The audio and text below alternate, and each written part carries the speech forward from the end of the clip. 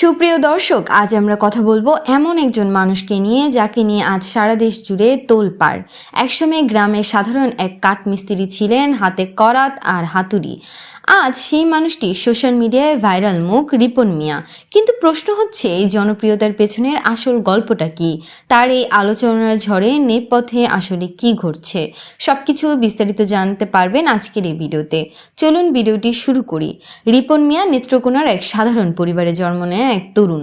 জীবনের প্রতিটি দিন কাটত পরিশ্রম আর সংগ্রামের মধ্য দিয়ে। কেউ ভাবতেও পারেনি এই ফোনে ক্যামেরায় ধারণ করা সাধারণ কিছু ভিডিও একদিন তাকে এনে দেবে দেশের কোটি মানুষের ভালোবাসা। তার কথা, তার হাসি, তার সরলতা সবকিছুই মানুষকে ছুঁয়ে যায়। আমি রিপন ভিডিও বলছি বন্ধুরা, এই এক লাইনে ভাইরাল হয়ে যায় তার নাম।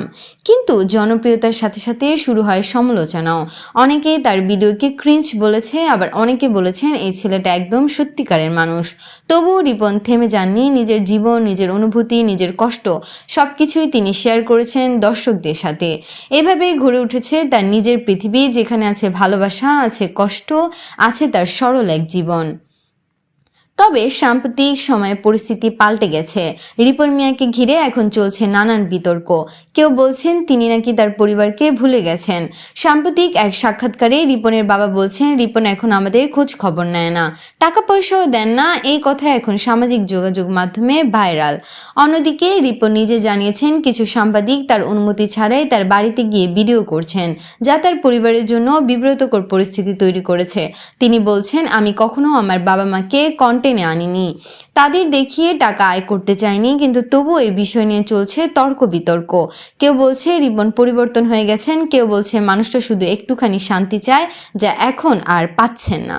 এখন প্রশ্ন উঠেছে, এই ছেলেটি নিজের প্রতিভা আর পরিশ্রমে ভাইরাল হলো, সে কি সত্যিই তার পরিবারকে ভুলে গেছে, নাকি জনপ্রিয়তার পেছনে তার ব্যক্তিগত জীবনটাই হয়ে উঠেছে বিতর্কের শিকার?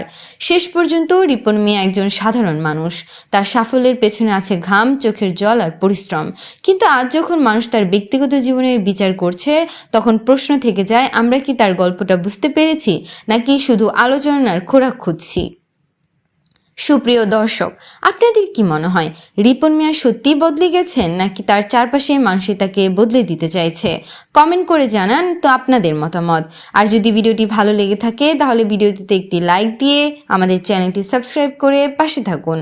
ধন্যবাদ।